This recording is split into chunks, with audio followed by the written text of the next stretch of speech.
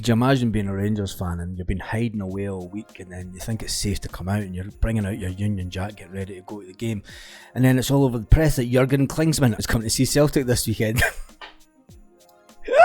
Fantastic, it's funny as fuck. Anyway, moving on, in today's Celtic FC news, we talk about Alistair Johnson. We talk about the interview that he did yesterday on Celtic TV. Mr. Talk a Lot. We talk about Ange Postecoglou, and we talk about him. And Chris Sutton gets a big mention in today's video again. So what about Jurgen Klinsmann? It's not official until Paul the Tim gets a picture taken with him. Paul the Tim gets his picture taken with every Celtic player that signs, and it's not going to be official until he gets a picture. And I have asked him on Facebook and on Twitter this morning, that is, does he accept the challenge? Get a picture taken with Jurgen Klinsmann, Paul. I'll message you later. Anyway, back to Ange Postecoglou. And Chris Sutton says that this Celtic team stand on the shoulders of Treble Giants. And the Merchants of Doom can't take the shine off it. See, when you think back to it, right? See, when you think back to his being a kid in the 70s and 80s, and trebles were really hard to come by. We've been really spoiled as Celtic fans. I mean, even when you look back to the 90s and the old Rangers were winning on the road to 9 in a row. I mean, I think they only managed the one treble in that time, and they had. I mean, they were taking players from all over. They're probably the best players in the world at the time. They would say, not me. But anyway, I digress. And the fact that we're in line to maybe do a 5th treble in 7 years. You need to Celtic fans just need to sit back and think about that for a minute, because it's no mean feat. You have to beat what's in front of you, and you'll get people who will say, look at the opposition. Well, look at the opposition in England. There's only going to really be 2 teams any given year, maybe 3 that can win the league in England.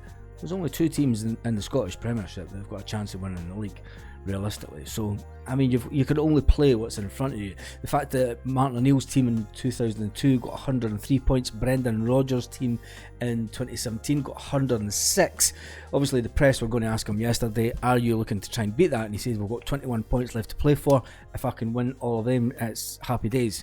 He says, but we'll only look at the next game, regardless of where we are in the league and how many games are left to go. It is all about, and that's something that's been consistent with Celtic over the last couple of years, not just this team. And we're going to Alistair Johnston and how he spoke about people that have been at the club for a while, and he name dropped 2 people that have been around and won lots of things, and how they're keeping everyone's feet on the ground, let's say.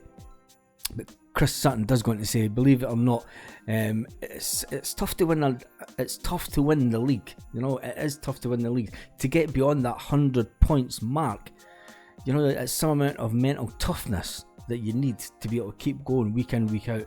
And you know, it's easy to focus on the opposition in Scotland. It's easy to focus on other teams with their ability, you know. But I mean, you have to look. Hearts have had some decent money over the years. Anyway, who cares? Let's get over to Alistair Johnson.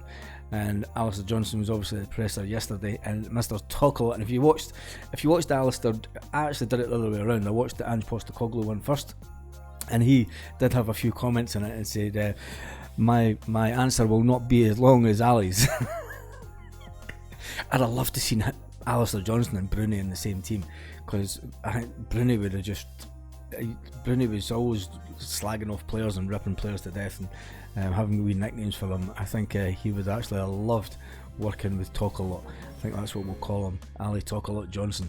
Anyway, he's obviously become one of these players that have came into Celtic after being at the World Cup. He's only 24-year-old, and he said yesterday that it's absolutely brilliant that people come up and recognise him in the street, and he says it's fantastic. He says he doesn't do social media, which is a bit like Calmac, and I think some of the better players at Celtic stay off his social media for probably the right reasons. He says we kind of stay off social media, we don't get too much into it, but I've got a nice lot of text messages from his mates, and then they send him some pictures of some of the funny comments and everything that is on social media platforms. He also went to say he's just really excited to be part of this. He says I've seen some growth within my game already. One of the interesting things that he did say yesterday, that he feels that once he gets the pre-season in, this summer coming, he'll be even better. He's got another gear to go up, which is fantastic for us, you have to say. I mean, and I'm going back to the game last week as well, and it was interesting to say that Ange Postecoglou said that it wasn't a pretty game. It was a game of mistakes. It was a game of mistakes from players, and it was a mistake from managers, which was interesting. Was that a sly dig at some of the comments made maybe after the game by a certain manager, who is now distancing himself from any letters sent to the SFA, and he's distancing himself from any comments he made last weekend. Johnson credits the Rangers with frustrating Celtic last week. He says basically he frustrated us. He says that he can take his game to even higher heights, which is, when you think about it, he's going to be a damn good player.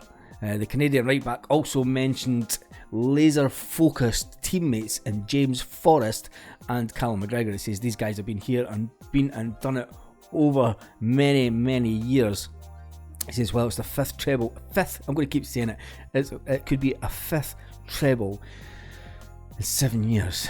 A fifth treble. Younger Celtic fans won't comprehend this at all.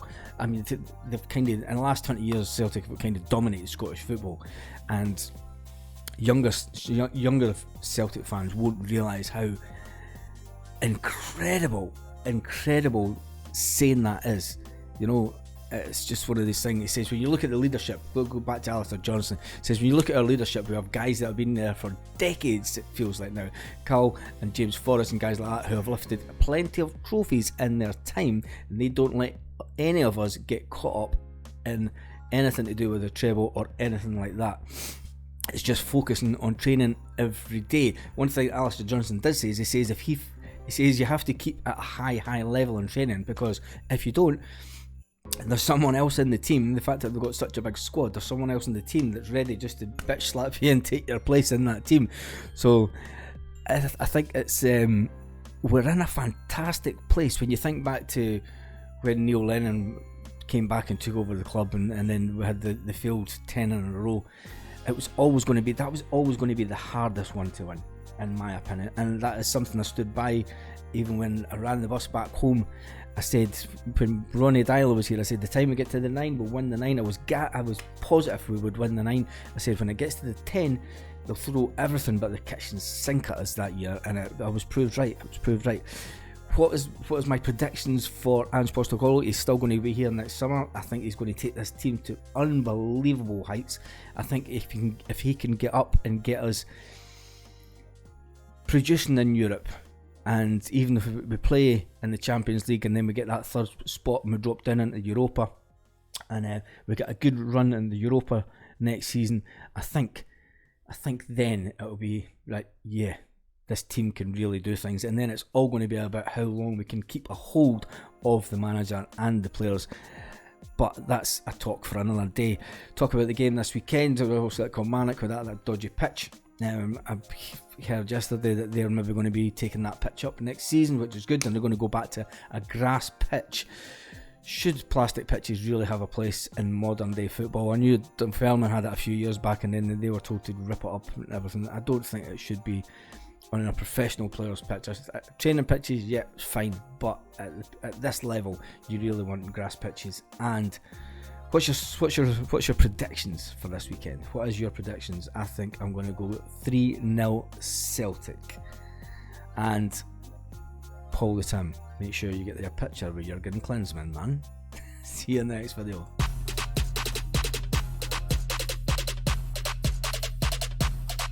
Lit. Roll up to the party, roll up to the party, roll up to the party.